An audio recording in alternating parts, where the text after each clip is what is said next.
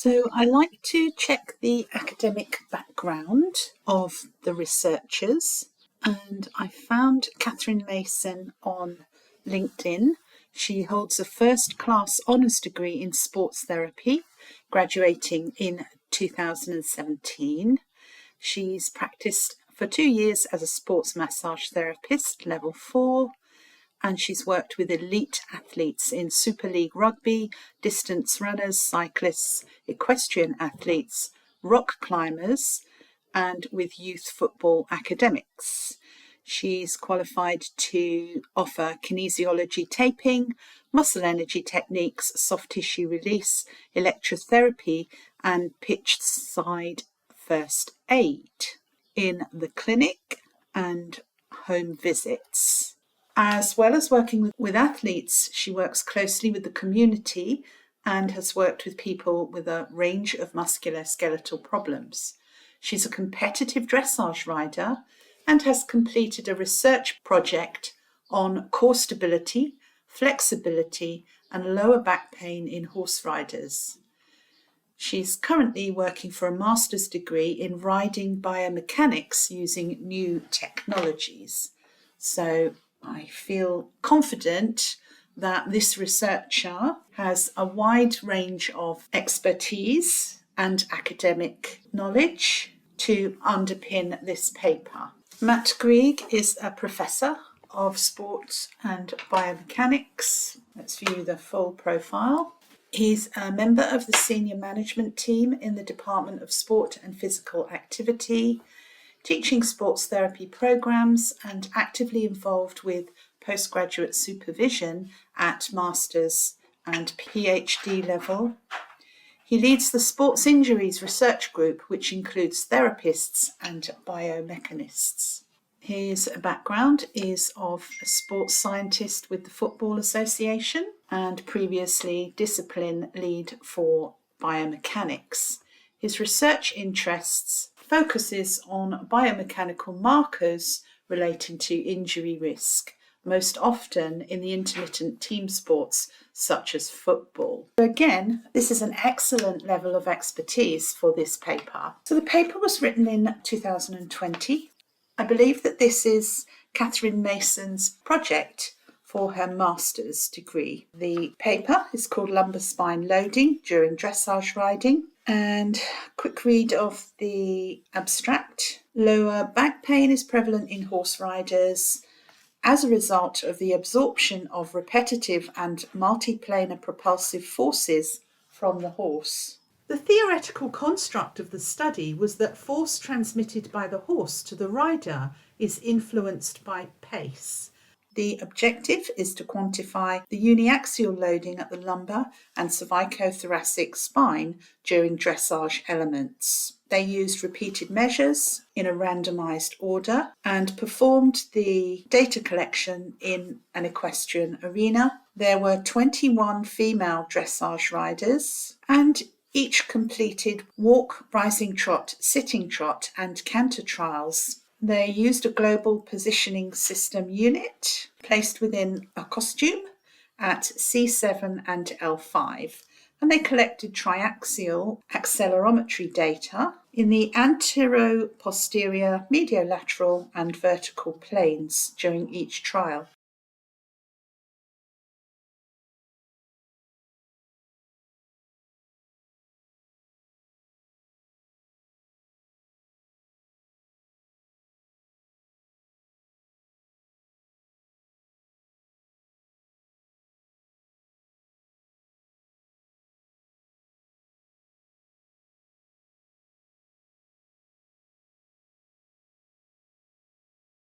And the result was that there was no significant main effect for global positioning system location in all three planes. There was a significant main effect for pace in all trials, with successive elements eliciting significantly greater loading in all planes in the order walk, rising trot, canter, sitting trot. There was a significant placement with element interaction only in the antero-posterior plane, with the loading greater at L5 during walk, trot, rising trot and canter trials, but greater at C7 during sitting trot. The significant main effect for dressage element was indicative of greater pace of the horse, faster pace activities eliciting greater loading in all planes. And they suggest that this measurement modality of spinal accelerometry has application in the objective measurement and subjective management of lumbar load for riders. And in the introduction, they introduce the concepts that they will be testing. So riding has been highlighted as one of the most dangerous recreational sports, and of particular concern is low back pain, with 73% of riders reporting a significantly higher incidence than the general population, about 60%.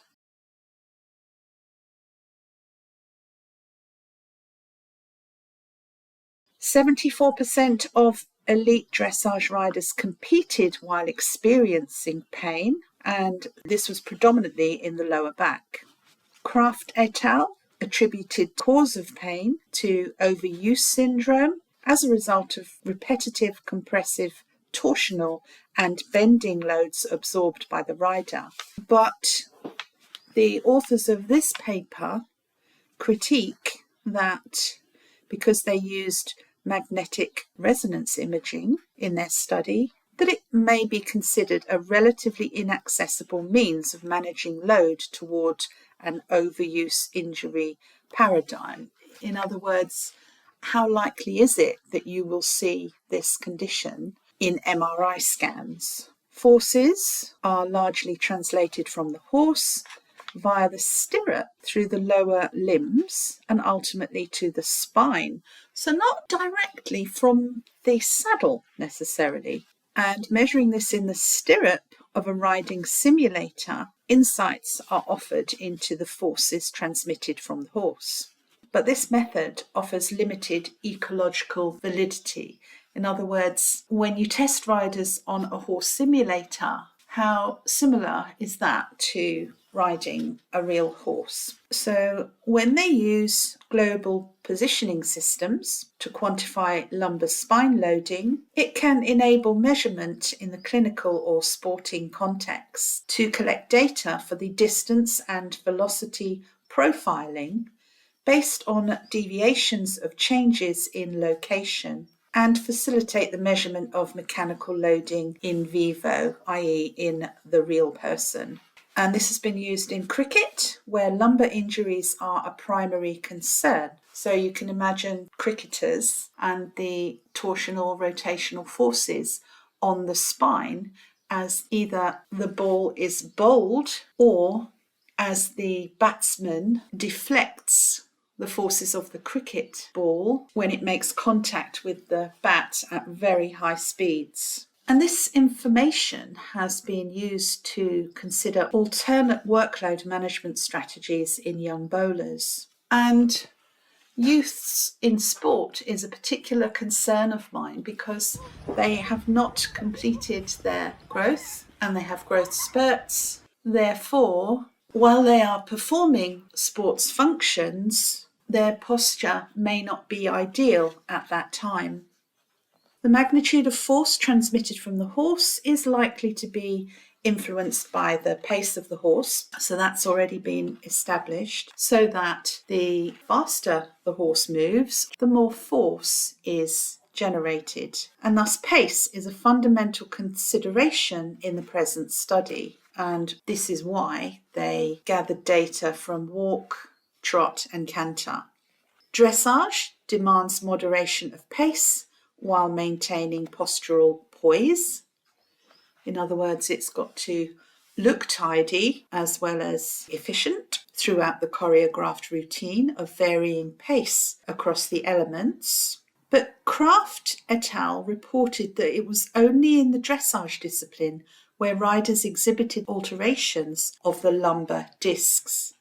And they attributed this to the greater physical demands and intensity of daily training. They suggested that the intensive training in a seated position across all paces may be the cause of lumbar spine damage by repetitive microtrauma And in the Gonzalez and Zarabon paper, they established that advanced riders anticipated these forces and optimized their timing of their muscle activation as a strategy. So it's not just the seated position, it's how the rider times their postural control to mitigate those forces. And Lewis and Kennelly reported that over half of riders used over-the-counter medication to relieve pain. So potentially they could be aggravating their conditions if they are continuing to absorb those forces while their pain is reduced by medication. The aim of this study was to quantify the influence of pace on planar loading at the lumbar and cervicothoracic spine, so in the low back and the lower neck regions during riding, so that they might offer clinical applications in developing load management strategies for riders. And the methods: repeated measures. That means that each rider completed a series of trials and their performance was compared. So this is within subjects rather than between subjects. Randomized order. So they may have collected data for the trot before the walk or the canter before the trot, etc. And the rider used their own horse and dressage saddle. So you could assume that they were familiar with the movement of the horse and with the saddles. But they conducted familiarization trials so that the choreographed activity profile for each element was habitual and common to all horse rider pairs, which means they had practice.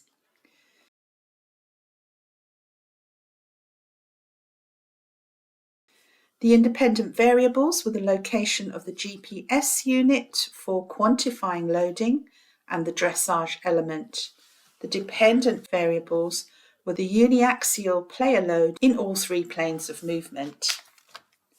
The participants were 21 female dressage riders, free from musculoskeletal injury for at least 6 months prior to testing, aged 18 years and older, with at least 3 years riding experience to ensure appropriate musculoskeletal physiology and functional anatomy maturation and adaptation to the sport. I wonder if their cohort was drawn from the university, which potentially means they tended to be younger. Compared with the novice riders of the Gonzalez and Zarabon study, where novice riders had some 8 years of experience, where the novice riders had considerably more experience than this cohort. Riding experience has also been identified as a risk factor for injury in dressage riders. A study by Maybury et al. 2007 found that injury risks were higher in riders who had less than 100 hours of experience. So a minimum of 100 hours of experience was established as an inclusion criteria, as riding experience has been identified as a risk factor for injury in dressage riders.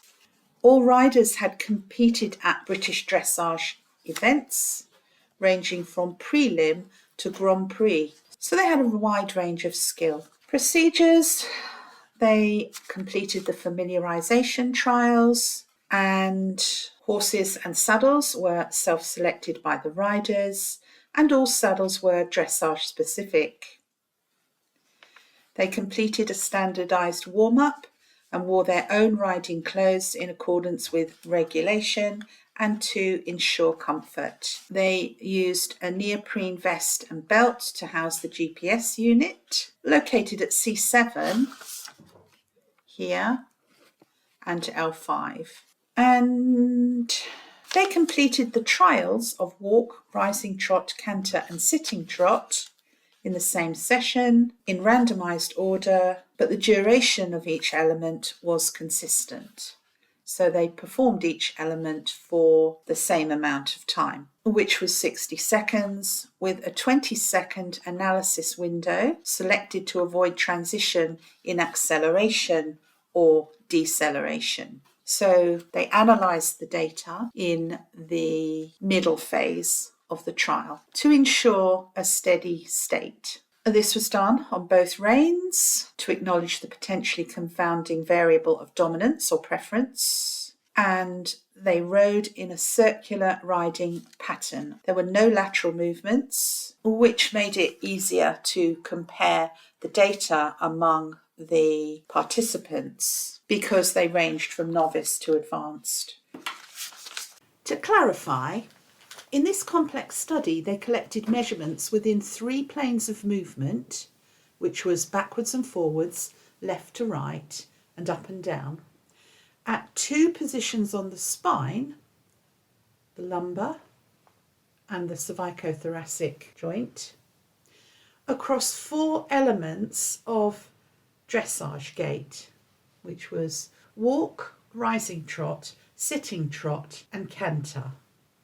Just note that these are not the 3 cardinal planes of movement because they were measuring acceleration of the rider's spine from the forces generated by the horse. So there was no measurements for the horizontal plane, i.e. the rotation of the shoulders and pelvis, for example, as you look from above the rider.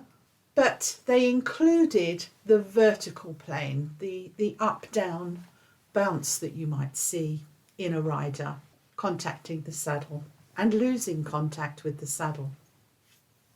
I question the positioning of the trackers because they opted not to measure the forces generated from the saddle, as the saddle designs and constructions would have presented a confounding variable when they aimed to isolate just the spine. But that would have been a factor there with all the different saddles and the different riders and the different weights of riders and the shock attenuation possibilities that there could have been from the individual saddles and the individual riders. My preference would have been to position the lumbar device on the sacrum because of the variability in lumbar lordosis and flexion and the individual rider upper body stabilisation techniques in sitting trot and canter. And what I mean is that no spinal movement is the same when you observe the rider close up, and this can be different from saddle to saddle or positioning the rider in different saddles. And then when you add stirrups to that, it can change again. They couldn't measure the forces generated from the saddle, as the saddle designs and constructions would have presented a confounding variable when they aimed to isolate the spinal movement. I would also have preferred for them to have measured the horizontal plane rotational movement, because with the rotationally asymmetric rider, it could have produced some interesting results to make a case for the importance of the rider maintaining a symmetrical posture rotationally, which is not a plane of movement that we get to see readily in the rider. We can only see it when the rider is off the horse. They conducted a very thorough statistical analysis of the data that they collected. And the results, they found no significant main effect for direction in the 3 planes of movement. So they pooled the data. In other words, the riders were doing the same thing on the left rein as they did for the right rein. So all those results were combined in one data set. They found a significant main effect for element in all planes. And in the antero-posterior plane, i.e. backwards and forwards, the loading increased significantly at each progression from walk to rising trot to canter to sitting trot. And this same pattern was evident in the mediolateral plane and vertical planes, with the same hierarchical ordering of elements indicative of the increased pace. So in other words, the loading increased throughout the gaits and in all three planes of movement. And there was no significant GPS location across dressage element interaction in the mediolateral plane or the vertical planes, but there was a significant interaction in the anterior-posterior loading, which was identified as greater at C7 during the sitting trot, but greater antero-posterior loading at L5 during the walk, rising trot and canter trials. So what this means, and it's not surprising, is that the neck region was loaded more than the lumbar region in the sitting trot. And this can be explained by the rider's upper body acting like a pendulum with the direct contact with the saddle, the remote cervical region having less support compared with the lumbar region. So we can see from this diagram we have C7 and L5 and the three planes of motion and the four elements of rider performance. And straight away we can see in the vertical planes that there is a higher load, except for walk. You can see these black lines are the walk, and loading is very low on both the neck region or cervical region and the lumbar. And that in rising trot, it's approximately twice that compared with walk.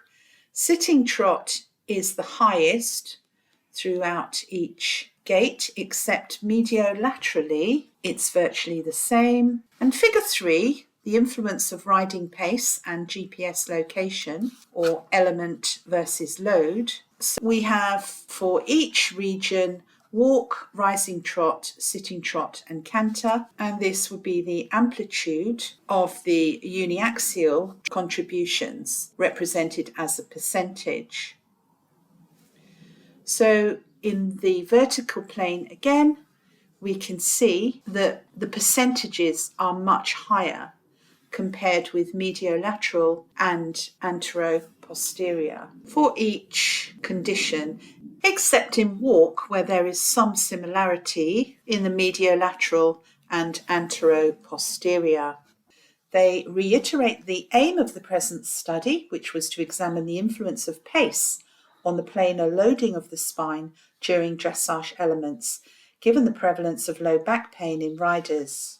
The high incidence of elite dressage riders competing with lower back pain, coupled with the longevity of the rider's career, highlights the clinical implications for the study. So they're concerned about elite dressage riders who compete with lower back pain over a considerable time in the rider's career. They place their accelerometers at the lumbar and cervicothoracic spine. The spine has distinct sagittal plane curvatures that facilitate the absorption and transmission of load, but they found no difference between L5 and C7 in either magnitude of planar load or the relative contributions of each plane to total load, suggesting that no additional absorption of force from the horse via the stirrup and lower limbs is achieved by the spine. They remind us that good postural control is required to enable the rider to sit correctly in the face of perturbations from the horse, and that the rider must maintain a correct and balanced posture whilst also responding to the horse's motion.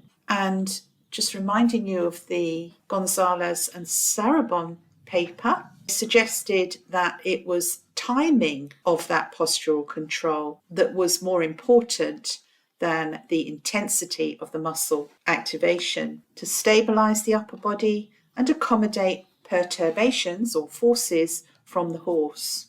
Experienced dressage riders employ a combination of posterior pelvic and anterior trunk tilting to flatten the lumbar curve and use feed-forward mechanisms to anticipate the horse's movements and compensate for perturbations from the horse.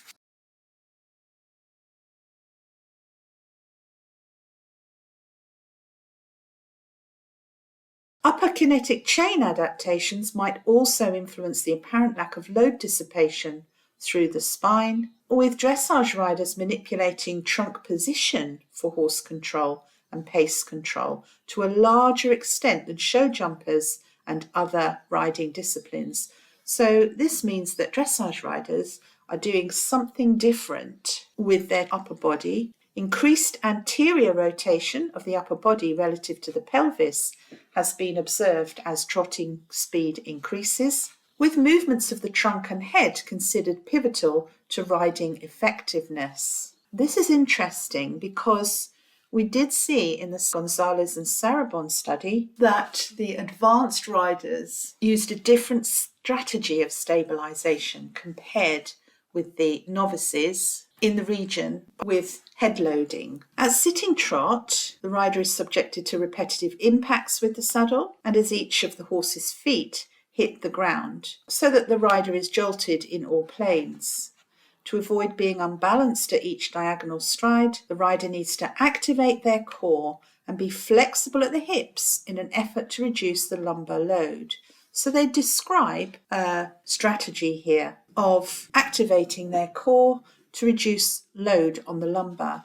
Previous research described significantly greater displacement in response to diagonal rather than linear perturbations, characteristic of trotting and with implications for the influence of horse gait and pace on spinal loading.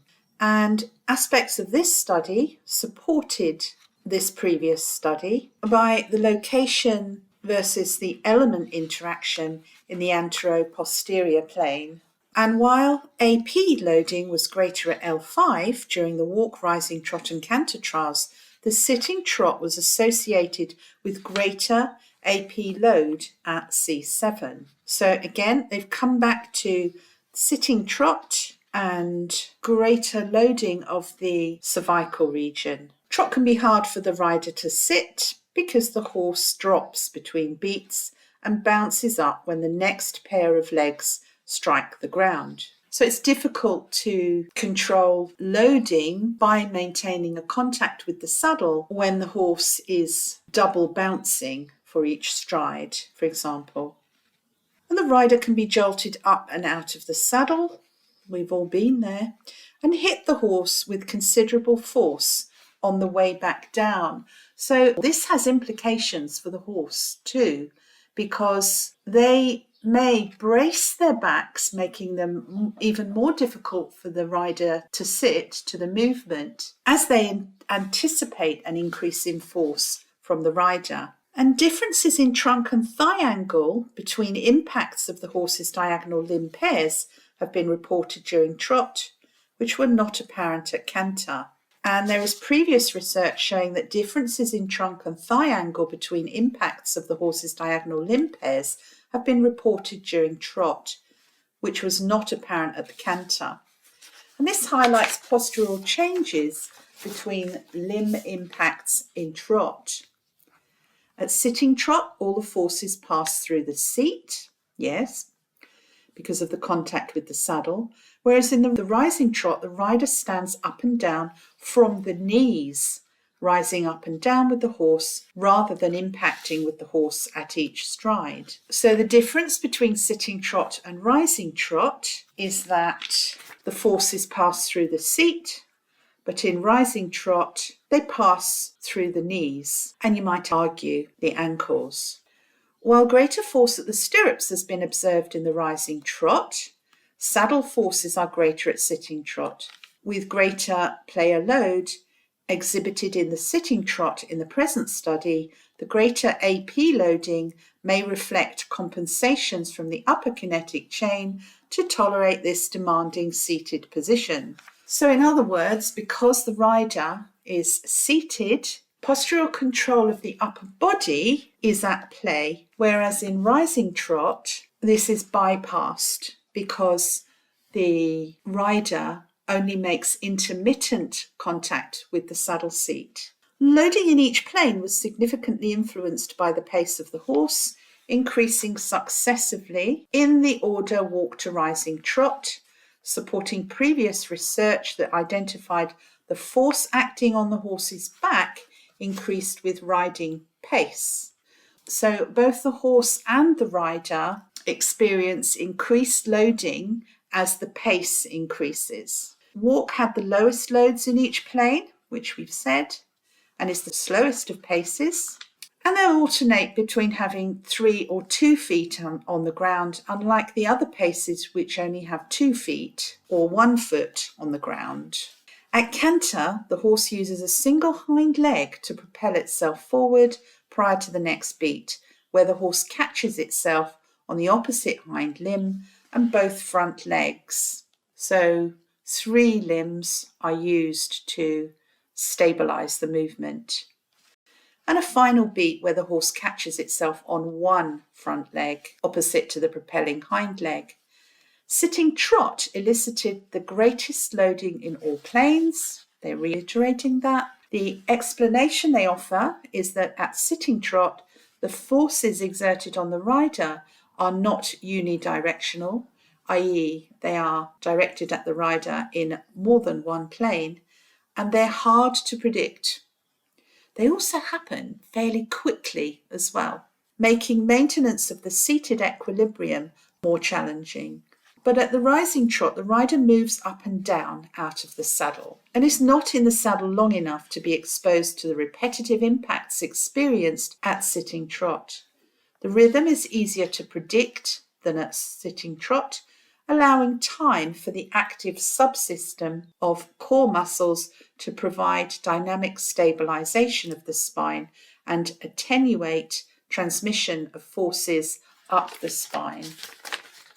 So for this, they have referred to papers from 1992, which is not from the field of equitation research. And what it means is that the rider's attempts at postural control for stability and force attenuation up the spine is less predictable compared with rising trot. And again, it happens more rapidly. Perhaps the rider's reactivity is more difficult to control, which is something that came out in the Gonzalez and Sarabon study, that the elite riders anticipated those forces posturally so that they were better able to attenuate the shock. Relative planar contributions to loading revealed an overall ratio of 27, 18 and 55 in all 3 planes of movement, reflecting the forward direction of travel and the rhythmic rise and fall of the horse, particularly at the higher speeds. At the slower walking pace, there were significantly lower vertical contributions to loading, and Kraft et al. Highlighted that for dressage riders with pre-existing back pain, the pace walk seemed to have a positive influence on pain intensity while riding. And this links with hippotherapy being helpful for the general population in improving postural control and reducing pain intensity. And there was a subsequent compensatory increase in the relative mediolateral contributions, with antero-posterior contribution consistent across all elements and indicative of the maintenance in posture on the horse. The mediolateral contributions to loading most likely reflect the compensatory movements in response to the movement of the horse. So, for example, when the horse is propelling itself forward in canter with its left hind leg, the rider's pelvis is lower on the right, and the asymmetry in the horse gait is likely to transmit to kinematic compensations at the spine. They suggest that they should study or collect data on loading at the saddle, not just L5 and C7, and that they should consider the influence of horse age, breed, performance level, and conformity on loading magnitudes, instead of allowing the rider to self-select or ride horses that were familiar to them in saddles that were familiar to them. But with this self-selection came the reduction or the control of the variability, because the riders were highly familiar with the horses that they rode.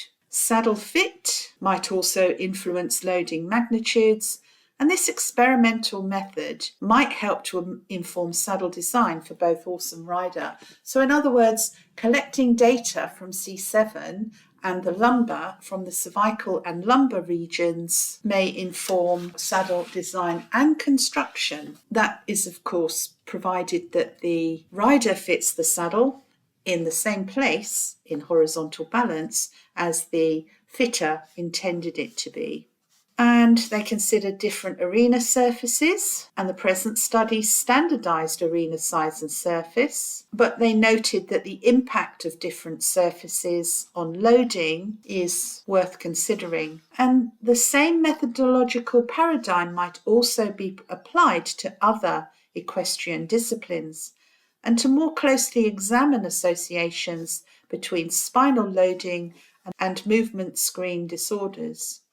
Further research might consider associations between spinal loading and low back pain prevalence, yes, anthropometric and postural analysis of the rider spine, hip flexibility, and so on. So what they suggest is needed is a closer look at spinal loading and riders with low back pain, ensuring that the rider is analysed and considering where there are injury risk factors for individual riders for riding, or rather for the loads directed towards them from horse riding.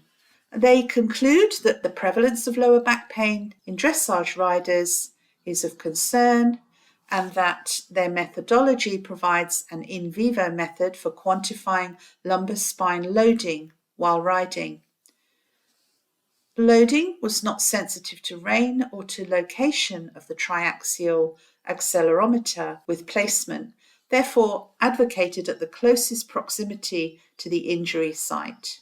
Loading was sensitive to the pace of the horse, and sitting trot highlighted as eliciting the greatest load, so that sitting trot is the pace requiring greatest moderation when trying to manage workload. And yeah, we really do need to look at why some riders can sit to the trot, but others can't. Is it the saddle? Is it the horse? Or is it the rider who lacks postural control? Walk elicited the lowest loading and decreased the vertical contribution to loading, and has also been associated with a reduction in pain intensity while riding. So you could say that for riders who have low back pain, should they be spending more time in walk in the warm-up? Should they have rest periods in which they walk? And should they end the session with a long walk?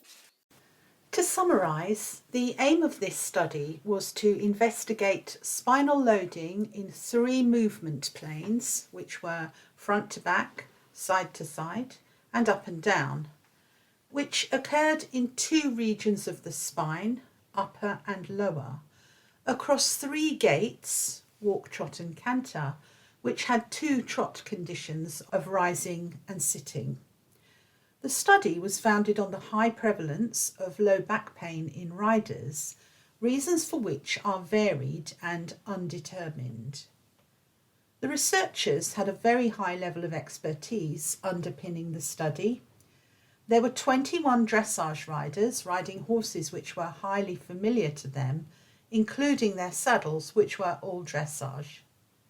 The riders acted as their own controls in a repeated measures design. Despite the low cohort number, the experiment was well controlled, with extensive statistical tests applied for analysis. There were 2 main effects.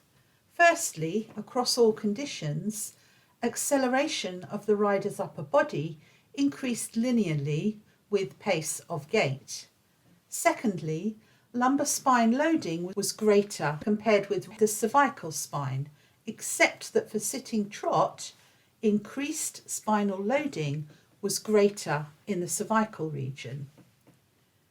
This second finding was explained by the postural complexity of lumbopelvic control, which is challenging for many riders due to the rider's seat in direct contact with the saddle seat, necessitating greater postural coordination as the horse's feet make ground contact in quick succession compared with rising trot, which is facilitated by the knee joints more slowly in a single action across one full stride, where the body is lifted out of the saddle and allowing time for the core muscles to provide dynamic stabilization of the spine. The more predictable timing of rising trot allows for attenuation of forces up through the spine. Sitting trot happens more rapidly and reactivity is more challenging to control.